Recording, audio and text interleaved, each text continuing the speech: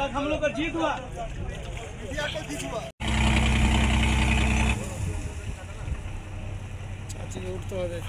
Recently একটু কমে গিয়েছে, জানুয়ারি মাসে ভালো ছিল, গত ফেব্রুয়ারি মাসে একটু কমেছে। না না, জল কমেছে, এটা ন্যাচারাল। জল কমেছে, এটা কোনো বছর বেশি থাকবে, কোনো বছর কম থাকবে। হাইড্রোলজিক্যাল চুক্তি বাস্তবায়ন হচ্ছে, চুক্তি প্রয়োজনে যে চুক্তি বাস্তবায়ন হচ্ছে।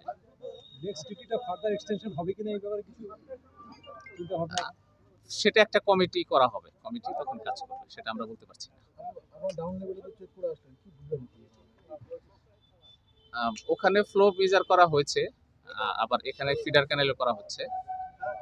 সো এটা চুক্তি অনুযায়ী বাস্তবায়ন হচ্ছে।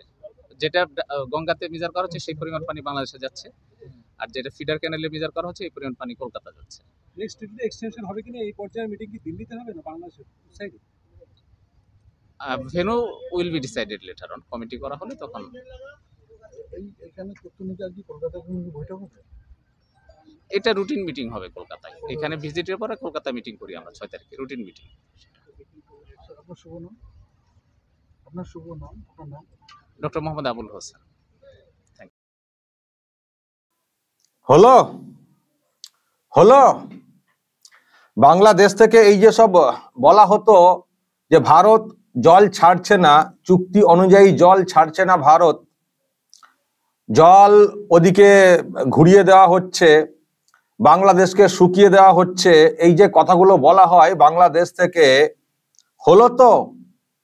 এটা ভারতের কারো কথা না।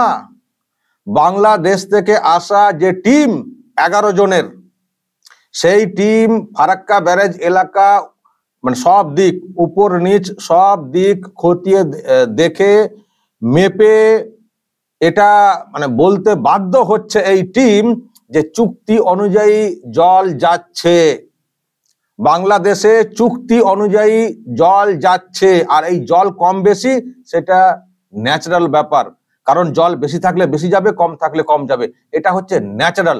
জল আটকে রাখা হয়নি বা বাংলাদেশকে জল থেকে বঞ্চিত করে রাখা বলে যে কথাটা বলা হয়ে থাকে সেটা সত্য না। যেমন চুক্তি অনুযায়ী কাজ হচ্ছে, চুক্তি বাস্তবায়িত করা হচ্ছে, সেই কথা বাংলাদেশ থেকে আসা যে দল, সেই দলের ওই ব্যক্তি আবুল হোসেন নাকি নাম বললেন, উনি কিন্তু নিজে স্বীকার করলেন।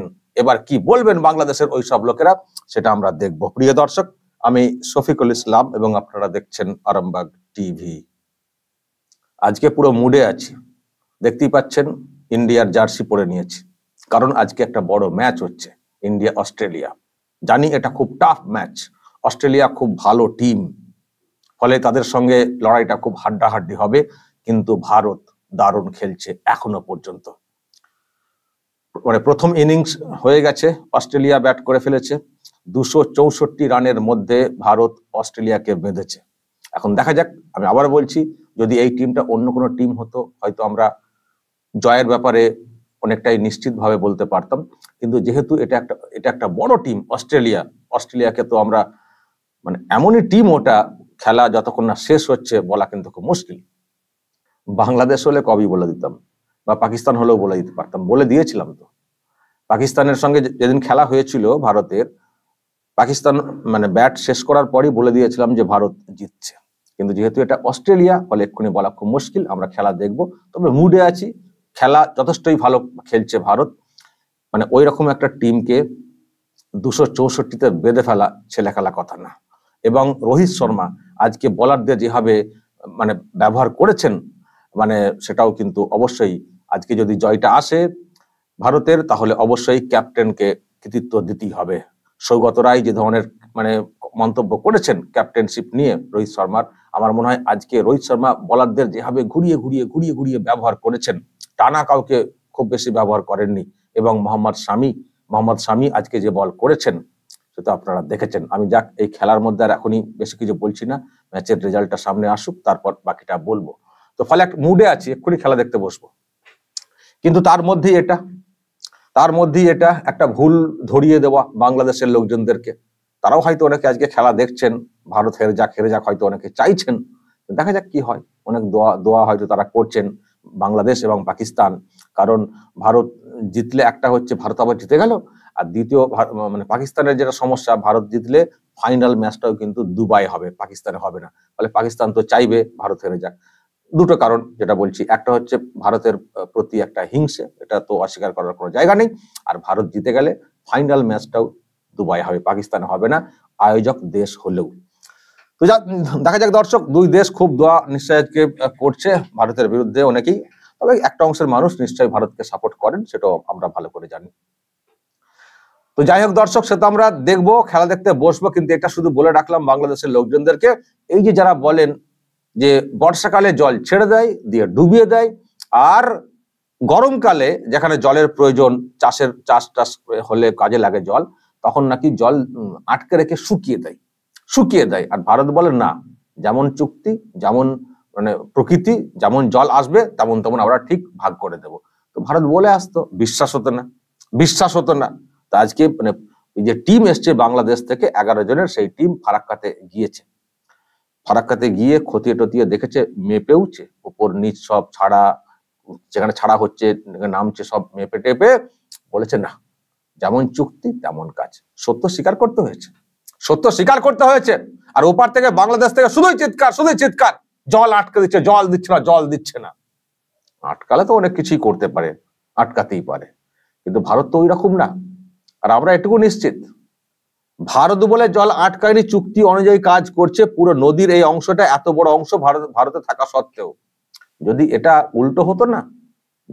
উল্টো হতো না যে বাংলাদেশ থেকে আসছে, পাকিস্তান থেকে আসছে, এটা আমরা নিশ্চিত শয়তানি করতোই। তখন ওই চুক্তি মানে জলের মানে আন্তর্জাতিক চুক্তি কিছুই দেখতে ফলো হতো না, সব লঙ্ঘন করে বিপদে ফেলার চেষ্টা করতো। কিন্তু ভারত সেটা না। ভারত মানে বরাবর বলে আসছে, বিশ্বাস হয় না, আজকে টিম এসে খতিয়ে দেখে, তারা মানে টিমের যারা আছেন মেম্বার, তারা ক্যামেরার সামনে বলছেন যে না, যেমন চুক্তি সেটাই বাস্তবায়িত হচ্ছে, চুক্তি অনুযায়ী জল মানে ছাড়া হচ্ছে। এবার জলের কম বেশি যেহেতু আছে, সেই কম বেশি জল আসছে, মানে জানুয়ারিতে বেশি ছিল, এই মাসে বা পরের দিকে মানে কমেছে, জলও কমেছে।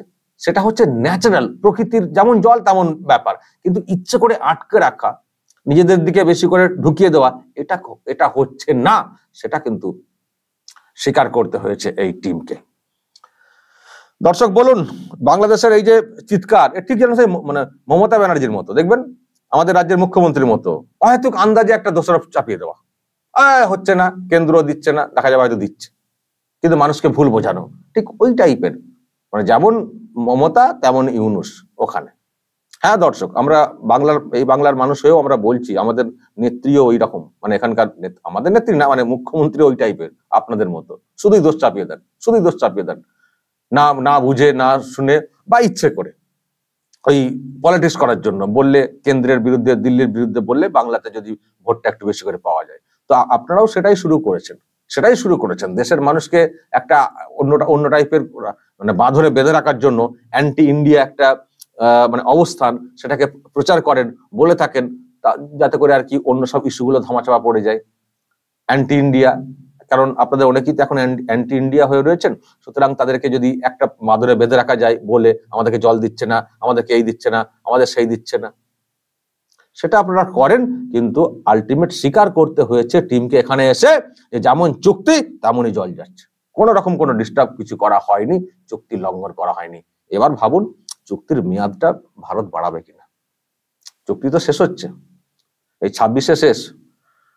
1996-এ চুক্তি হয়েছিল, শেখ হাসিনা চুক্তি করেছিলেন তৎকালীন ভারত সরকারের সঙ্গে, এইচডি দেবগৌড়া তখন ছিলেন, সেই আমলের কথা বলছি। 30 বছরের চুক্তি ছিল, 30 ইয়ার্স। তো 1996, তার মানে 26-এ চুক্তি শেষ হচ্ছে, হাসিনার চুক্তি। এবার সেটা বাড়বে কিনা, ভারত বাড়াবে কিনা, বা নতুন কোনো শর্ত আরোপ করবে কিনা, জল দেওয়ার ব্যাপারে কোনো মানে ভাগ বাটোয়ারা যেটা, সেখানে কিছু কমাবে কিনা, সেটা পরের ব্যাপার। আপনারা যা সব করেছেন, সেই যেমন চুক্তি ছিল সেটাই কন্টিনিউ হবে, রিনিউ হবে, না কিছু কাটছাট করা হবে, সেটা পরে দেখা যাবে। কিন্তু চুক্তি যাচ্ছিল সেই অনুযায়ী এখনো পর্যন্ত হাসিনা নেই, বা যেই থাক সরকারে, চুক্তি অনুযায়ী কিন্তু জল ভারত ছাড়ছে, এটা প্রমাণিত। এবার আপনারা যা সব মানে ব্যবহার করেছেন, তারপরে এটাকে কন্টিনিউ করার ক্ষেত্রে কি হবে নতুন করে চুক্তি, সেটা আমরা পরে বুঝবো, পরের বছরে বুঝবো, এখনো সেটা রিনিউ হয়নি।